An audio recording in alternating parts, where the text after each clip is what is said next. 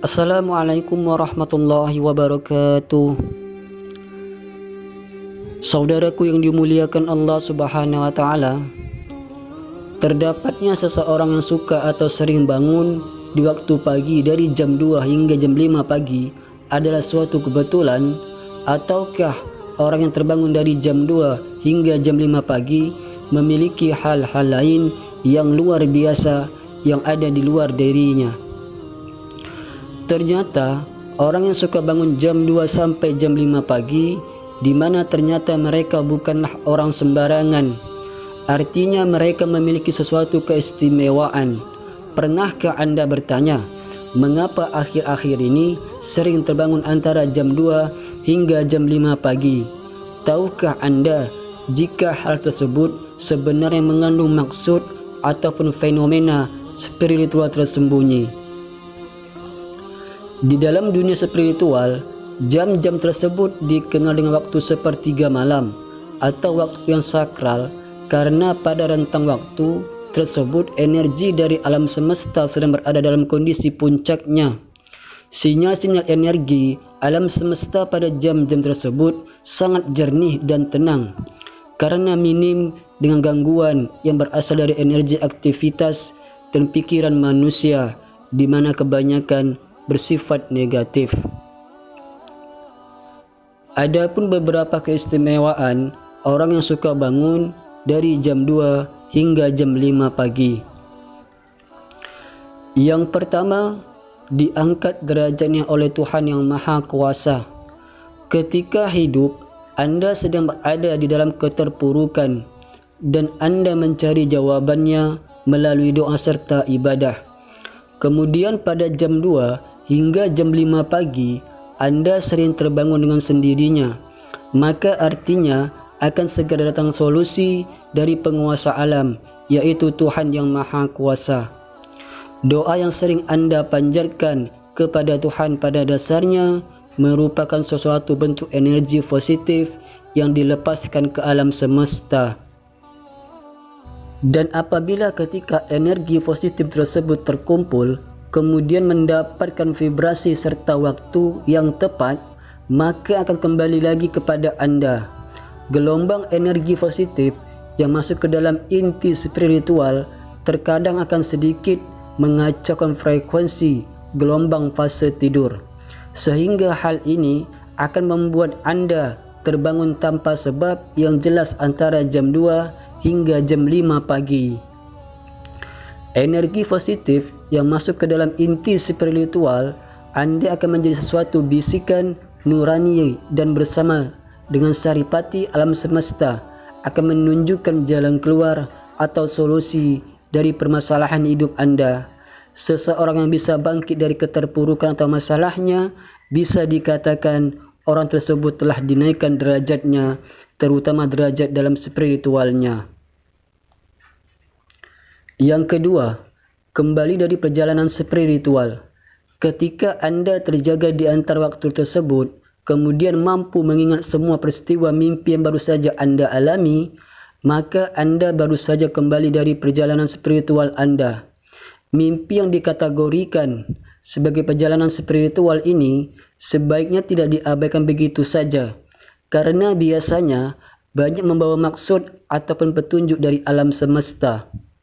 Pada jam 2 pagi hingga menjelang subuh adalah juga menjadi waktu di mana entitas spiritual yang terhubung dengan Anda mencoba menunjukkan eksistensinya, yaitu salah satunya dengan masuk ke dalam bawah sadar Anda melalui mimpi.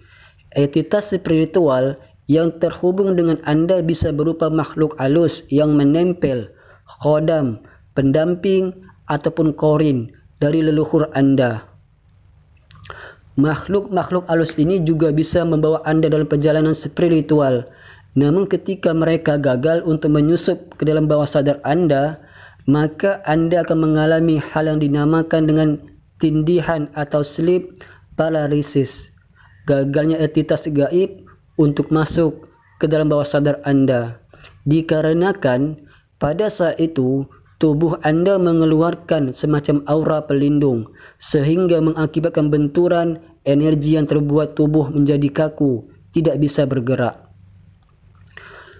Tujuan dari makhluk halus masuk ke dalam mimpi selain untuk menunjukkan eksistensi, juga menjadi media bagi mereka untuk berkomunikasi, seperti untuk memperingatkan, memberi petunjuk, dan lain-lainnya. Yang ketiga, memiliki doa yang mudah terkabulkan. Tentunya hal ini berlaku bagi mereka yang terbangun kemudian melanjutkan dengan sembahyang seperti berdoa, tahajud, meditasi, ataupun ritual keagama lainnya.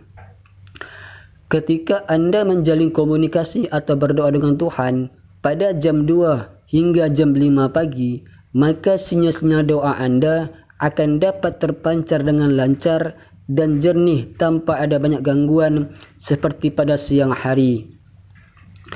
Untaian doa Anda akan menyatu dengan hawa murni alam semesta, atau dengan kata lain, cepat diterima dan dikabulkan oleh Allah Subhanahu wa Ta'ala. Seseorang yang kerap bertikarat pada sepertiga malamnya akan sangat berpeluang untuk menemukan nur ilahi di dalam batinnya, sehingga dia akan menjadi orang yang selalu penuh dengan kedamaian dan ketentraman. Jika sudah mencapai pada kondisi seperti ini, maka tidak hanya doanya saja yang akan mudah dikabulkan, akan tetapi juga kata-katanya dan ucapannya yang seringkali akan jitu dan menjadi kenyataan. Lalu yang keempat, memiliki malaikat pelindung yang aktif. Pada jam-jam tersebut, batas antara dunia manusia dengan dunia spiritual atau gaib sangatlah tipis sekali, sehingga seringkali dipakai oleh para entitas gaib untuk menyeberang ke dunia manusia.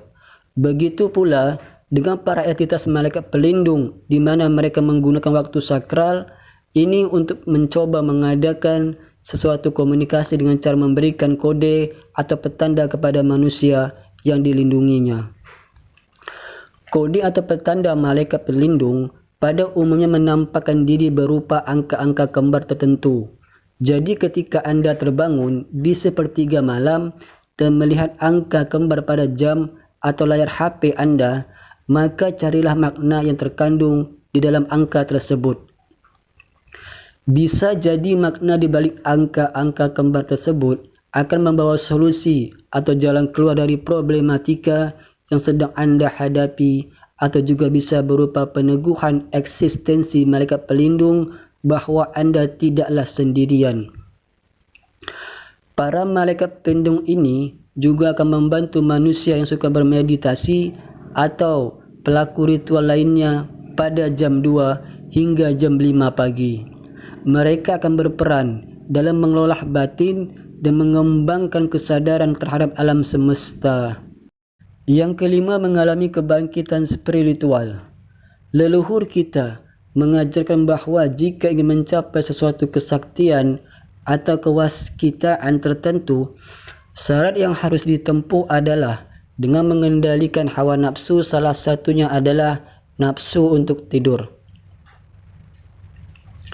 Ketika seseorang lebih banyak terjaga dan ditambah dengan pelaku spiritual tertentu, maka hal tersebut akan bisa merangsang titik-titik cakra di dalam tubuh untuk terbuka dan aktif, terutama titik cakra dasar. Cakra dasar adalah cakra yang menjadi pondasi dan cakra lainnya. Cakra dasar yang terbuka dan aktif akan membuat kita bisa merasakan fenomena yang terjadi di alam semesta, sehingga kita akan lebih peka dan tajam firasatnya.